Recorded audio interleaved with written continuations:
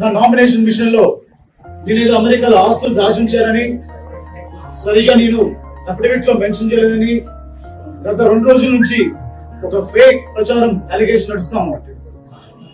నేను క్లియర్ గా చెప్పాను, నాది ఇండియన్ పాస్పోర్ట్, నేను ఇండియన్ ని, నాకు అమెరికన్ సిటిజన్షిప్ లేదు, అమెరికన్ పాస్పోర్ట్ కాదు, దానికి సంబంధించిన ఇండియన్ పాస్పోర్ట్, దాని మీద నా నేషనాలిటీ ఇండియన్, అలాగే నాకున్న గ్రీన్ కార్డు ఇచ్చాను.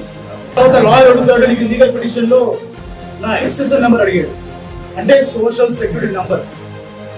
యుఎస్ లో ఉన్నవారు సోషల్ సెక్యూరిటీ నంబర్ ని ఎవ్వరు కూడా పూర్తి నెంబర్ అడగరు, ఆఖరిలో ఉన్న 4 సంఖ్యలు అడుగుతారు. మరి ఏ ఉద్దేశంతో లాయర్ అడిగారు SSN? దీని మీద తప్పకుండా నేను కౌంటర్ వేస్తాను. నా యొక్క పర్సనల్ ఐడెంటిటీ అడగాల్సిన రైట్ వాళ్ళకి లేదు.